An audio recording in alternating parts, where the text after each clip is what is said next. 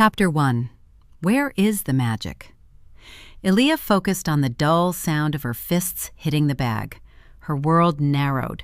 Her own breathing and heartbeat grew distant as she pummeled blow after blow into her inanimate enemy.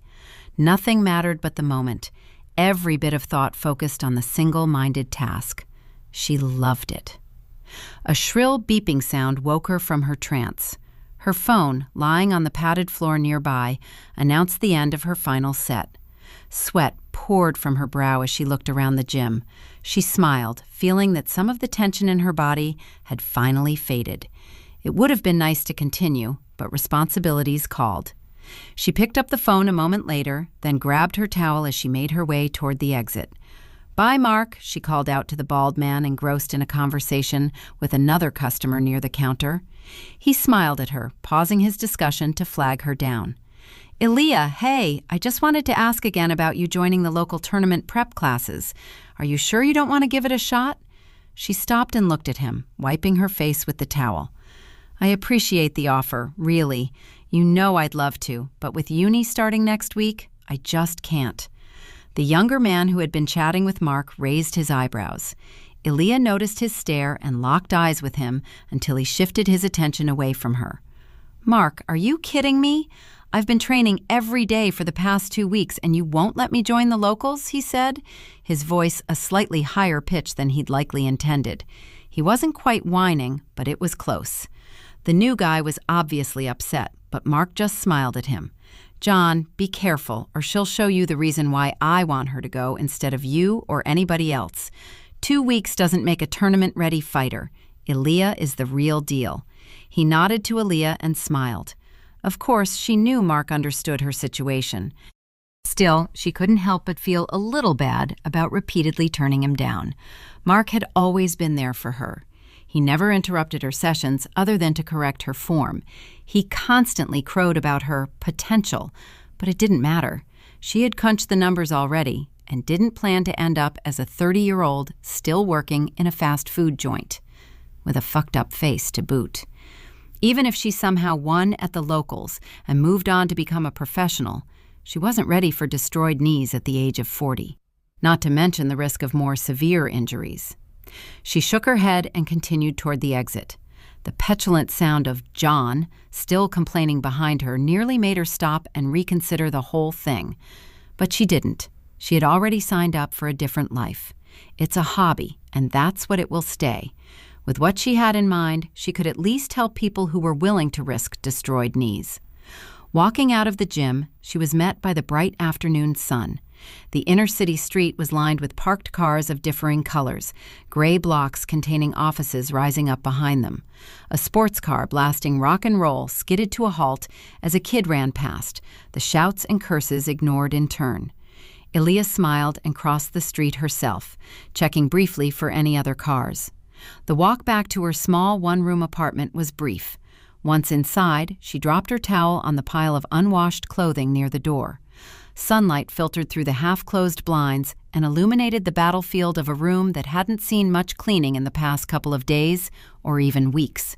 Dirty bowls, food wrappers, and empty bottles littered the table, piled around 2 screens and a half-covered keyboard.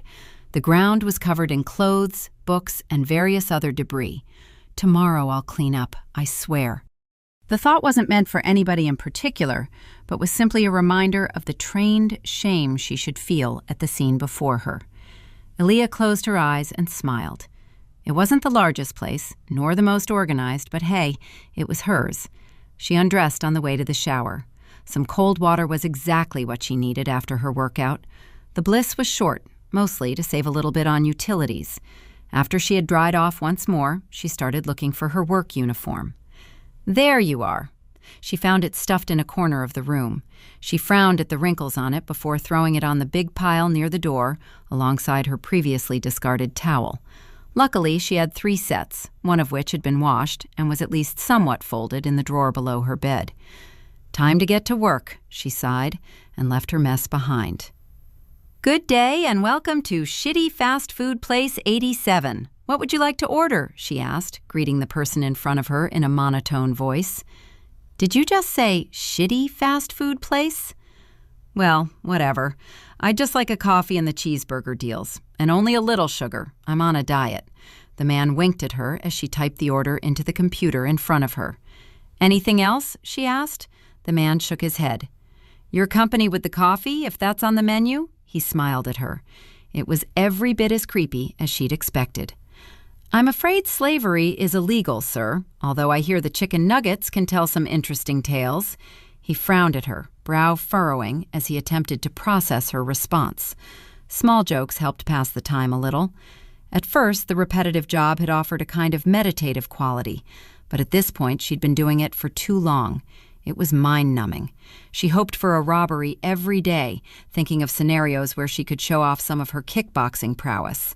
Alas, the real world was dull. And she was stuck for now, if only due to the greatest end boss of all, bills. They'd just shoot me anyway, not like I could actually do anything. She sighed at the thought. That'll be $3.99. The man, still frowning, put the money on the counter, and Aaliyah placed the requested order on the tray in front of her before handing it to the man. Have a wonderful day, she said, without meaning it in the slightest. She saw her own radiant smile and piercing blue eyes reflected in the man's thick glasses. He marched off in a huff, clutching his low-calorie meal of burger and fries. Just one more week. Well, not quite. The monotony continued until her reverie was broken by the sound of Jeff's voice as he came to take over her place a couple of hours later. Hey, Aaliyah, you're not coming in tomorrow, right? No, I have orientation at my college, all day. He smiled. Oh, interesting. So we'll be seeing less of your beautiful face around here from now on then? Major? She grunted and replied, medicine.